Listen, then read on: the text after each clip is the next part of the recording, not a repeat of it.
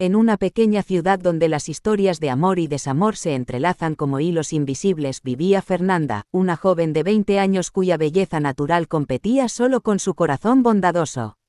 Sus ojos brillantes reflejaban la inocencia de quien aún creía que el amor verdadero podía conquistarlo todo, y su sonrisa tenía el poder de iluminar hasta los días más grises. Fernanda había conocido a Iván en una de esas tardes de primavera donde el destino parece conspirar para que dos almas se encuentren.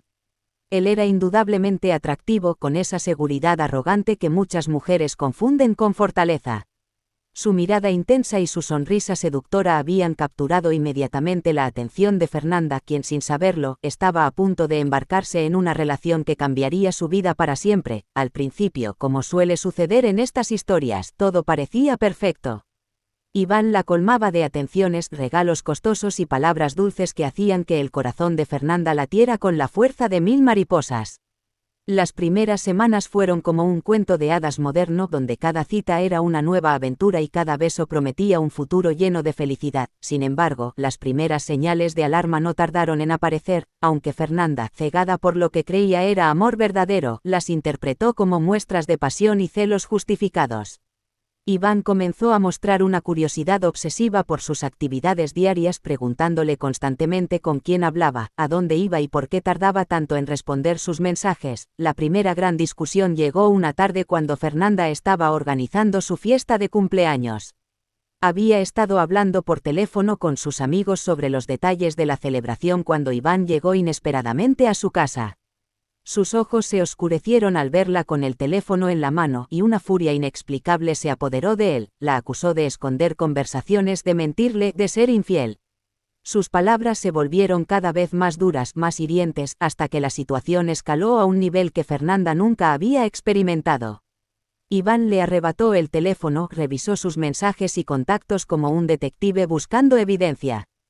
Cuando no encontró nada comprometedor, su frustración se transformó en ira ciega. Las palabras que salieron de su boca esa tarde fueron como dagas envenenadas que se clavaron profundamente en el corazón de Fernanda.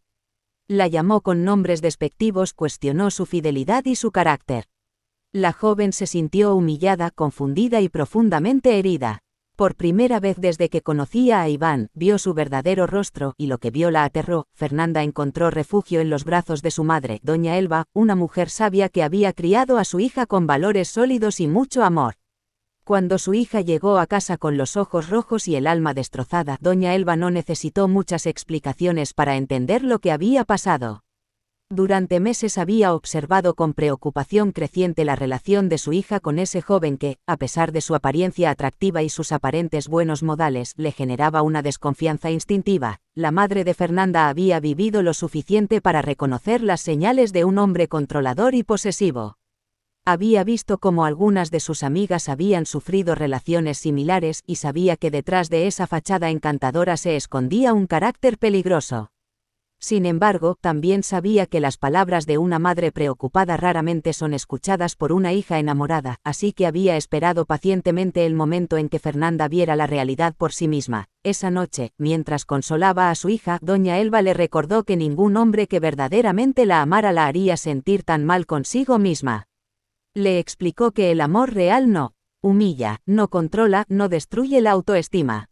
Fernanda, entre lágrimas, prometió que esta vez sí había terminado definitivamente con Iván, pero la historia estaba lejos de terminar.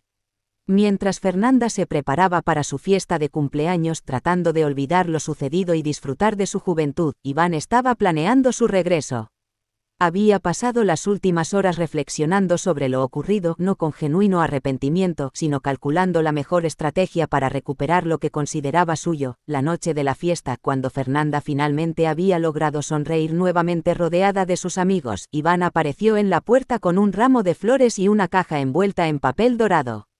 Su apariencia era impecable, su sonrisa perfectamente calculada, y sus palabras cuidadosamente elegidas para tocar las fibras más sensibles del corazón de Fernanda. Se disculpó con una actuación digna de un premio de la Academia, reconociendo sus errores y prometiendo ser un hombre diferente. Le regaló un teléfono nuevo, un modelo costoso que según él simbolizaba un nuevo comienzo en su relación. Fernanda, que aún lo amaba a pesar del dolor que le había causado y presionada por la situación social de tener que lidiar con su aparición frente a todos sus invitados, decidió darle una segunda oportunidad. Entre los invitados a la fiesta estaba Luis, un compañero de universidad de Fernanda que había llegado acompañado de su amiga Paloma. Luis era todo lo opuesto a Iván, tranquilo, respetuoso, inteligente y genuinamente preocupado por el bienestar de otros. Había notado desde hacía tiempo cómo Fernanda había cambiado desde que estaba con Iván, cómo su alegría natural había sido reemplazada por una ansiedad constante. Cuando Luis le entregó su regalo de cumpleaños a Fernanda, un simple pero significativo peluche que decía, «Te amo», Iván interpretó este gesto como una declaración de guerra.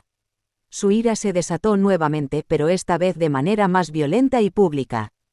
Acusó a Luis de tener intenciones ocultas de querer seducir a su novia, y la situación escaló hasta convertirse en una pelea física que arruinó completamente la celebración. Luis fue expulsado de la fiesta en medio de gritos y amenazas, mientras Fernanda se quedó paralizada viendo cómo el hombre que amaba mostraba una vez más su lado más oscuro. Los invitados se retiraron incómodos, la música se detuvo y lo que debía haber sido una noche de celebración se convirtió en una pesadilla. Después de que todos se fueron, Iván mostró su arrepentimiento de la manera más teatral posible. Amenazó con quitarse la vida si Fernanda no lo perdonaba, llegando incluso a tomar una botella de productos de limpieza y amenazar con beberla. Fernanda, aterrorizada ante la posibilidad de que cumpliera su amenaza, cedió una vez más a sus manipulaciones. Lo que Fernanda no entendía era que había caído en el ciclo clásico del abuso emocional: tensión creciente, explosión violenta, falso arrepentimiento y luna de miel temporal, solo para volver a comenzar el ciclo con mayor intensidad. Cada vez que perdonaba a Iván, él interpretaba esto como una confirmación de que podía continuar con su comportamiento controlador, sabiendo que siempre encontraría la manera de manipularla para que regresara. Los meses que siguieron fueron una montaña rusa emocional para Fernanda. Había días en que Iván se comportaba como el novio perfecto, atento, cariñoso, generoso.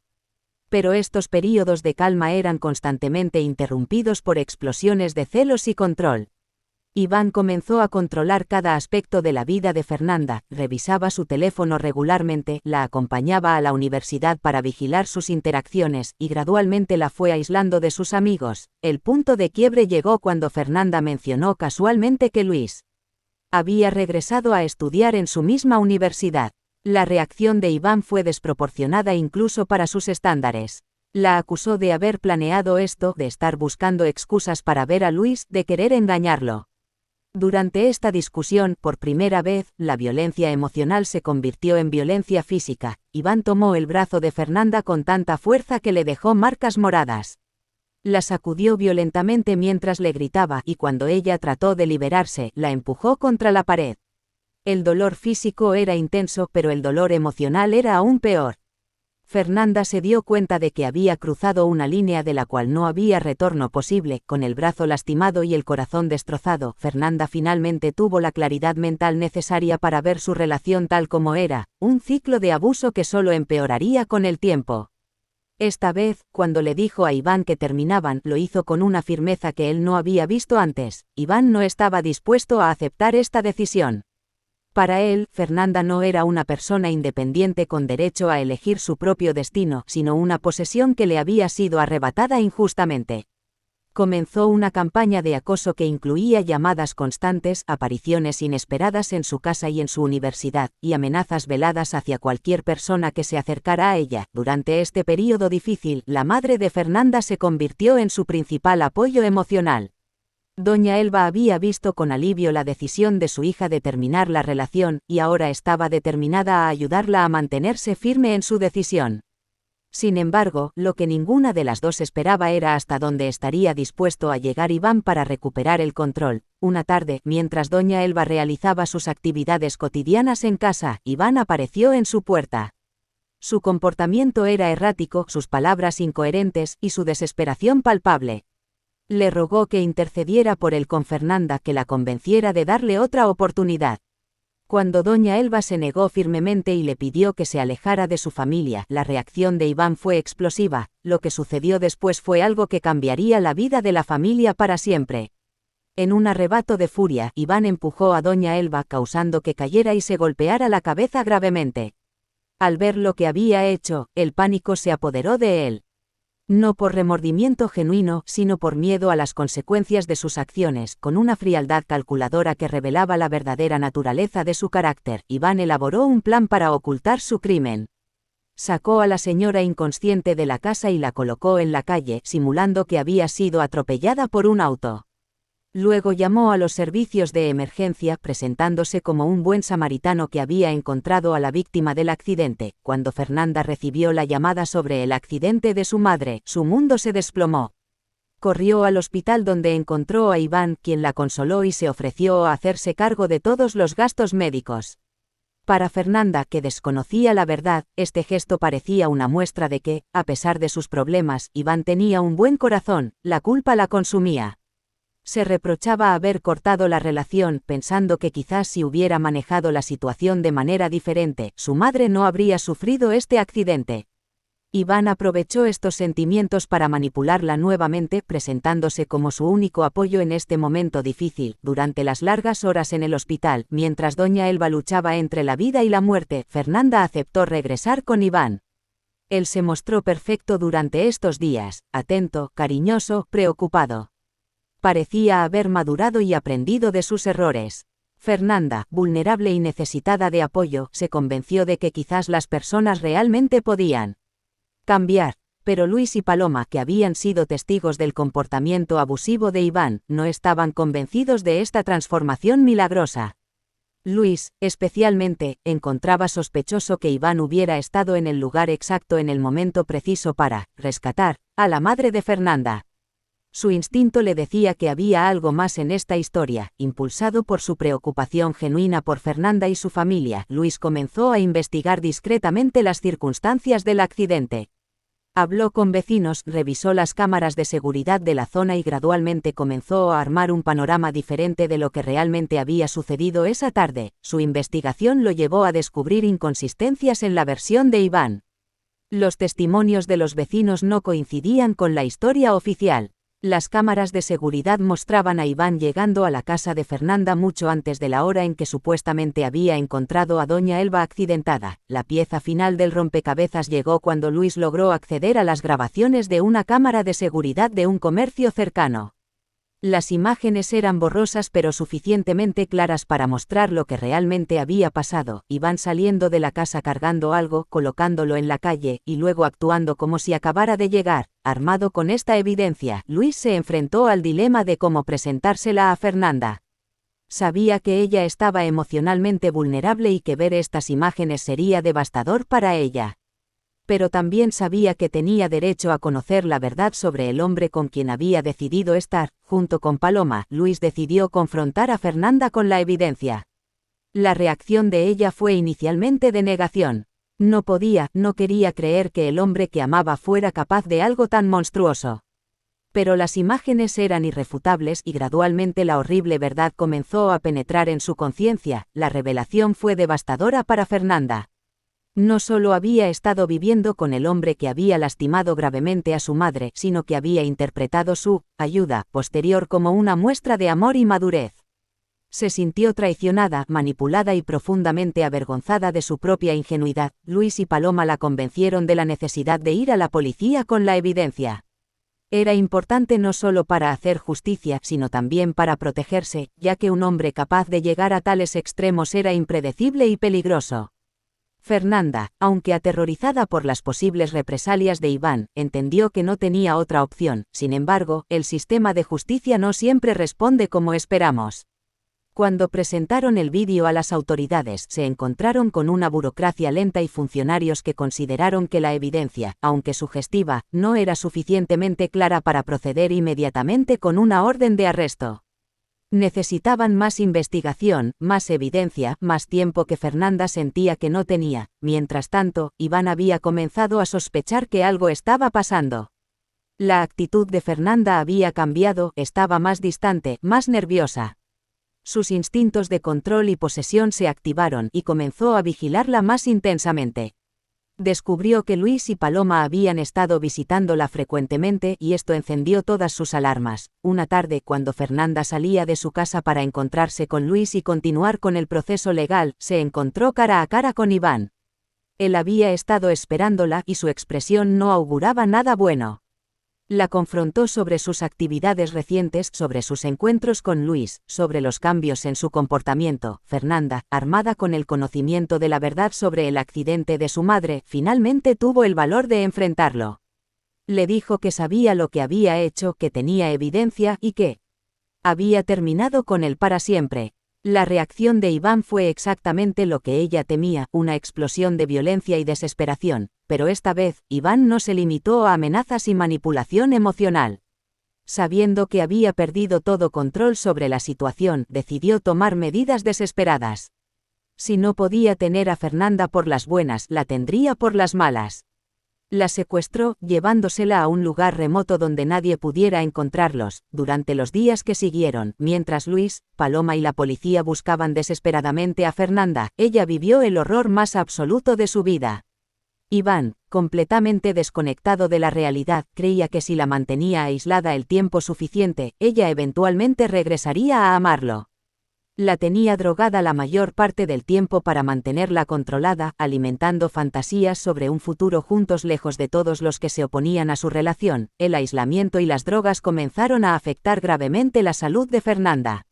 Su cuerpo comenzó a rechazar las sustancias que Iván le administraba y entró en una crisis médica que lo obligó a tomar una decisión: llevarla a un hospital o arriesgar que muriera. Presa del pánico, Iván la llevó al hospital más cercano, inventando una historia sobre un accidente para explicar su condición. Los médicos, experimentados en reconocer casos de abuso y secuestro, inmediatamente sospecharon que algo más estaba pasando.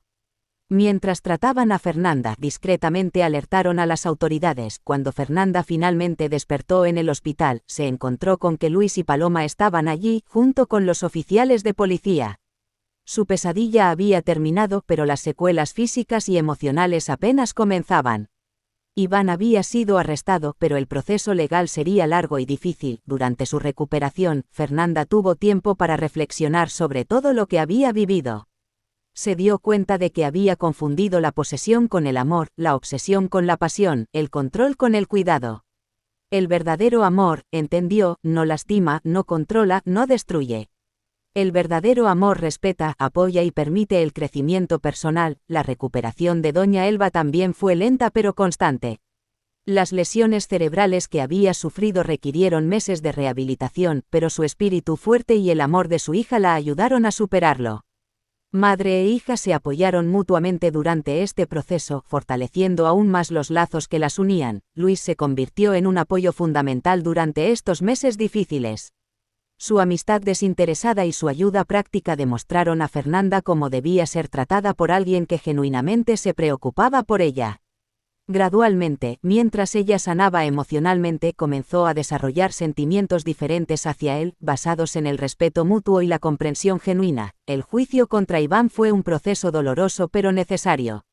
Fernanda tuvo que revivir todos los momentos traumáticos de su relación, testificar sobre el abuso físico y emocional, y enfrentar las tácticas de intimidación que él siguió usando incluso desde la cárcel.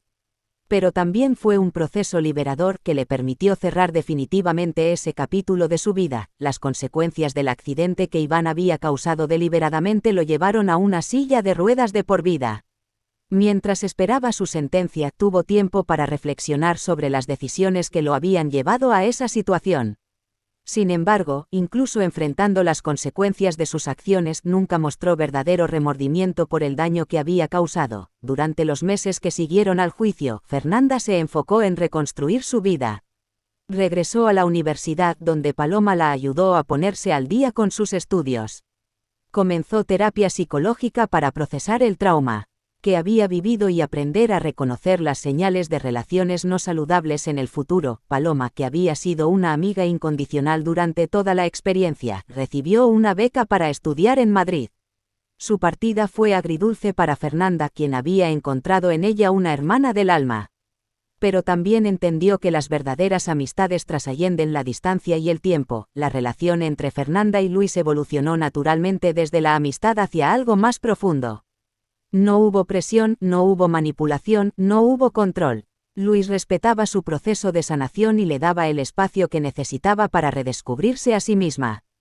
Cuando finalmente comenzaron a salir románticamente, fue una decisión consciente y madura de ambos. Lo que Fernanda aprendió de Luis fue cómo se sentía ser amada verdaderamente.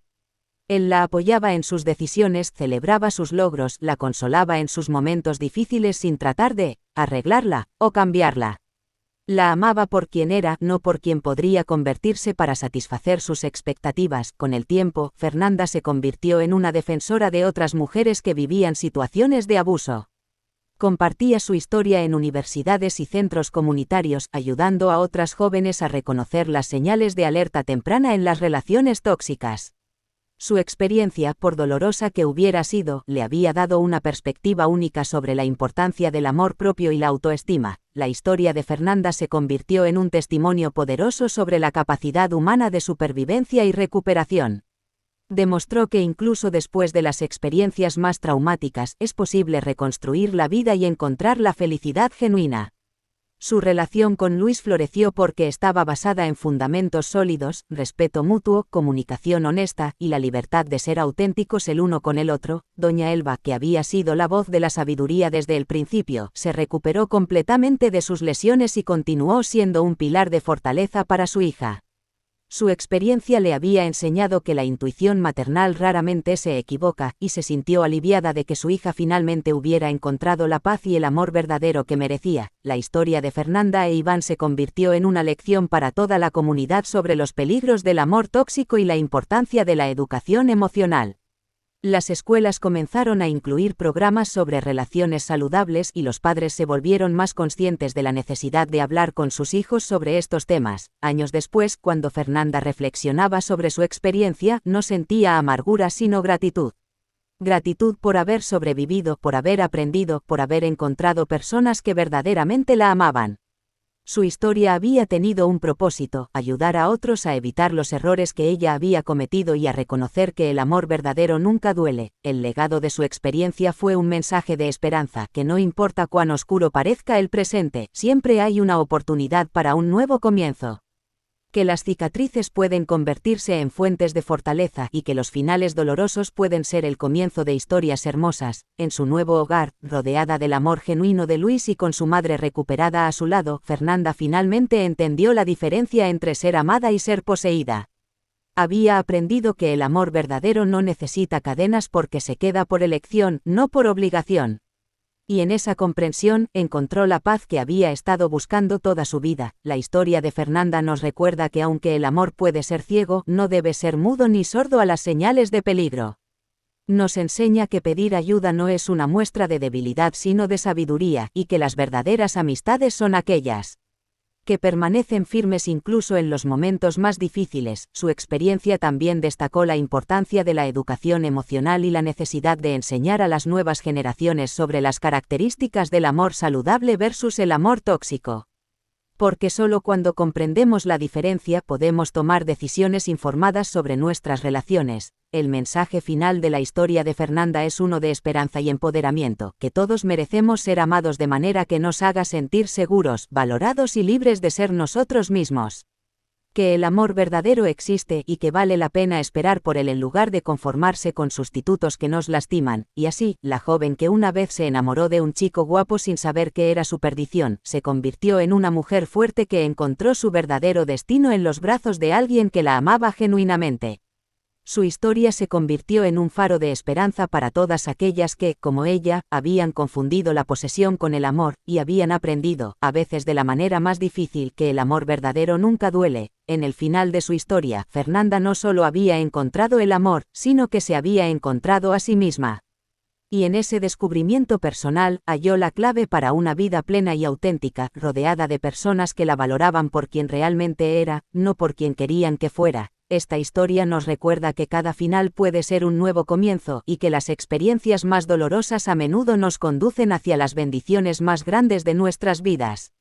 El amor verdadero existe, pero primero debemos aprender a amarnos a nosotros mismos lo suficiente como para no aceptar menos de lo que merecemos.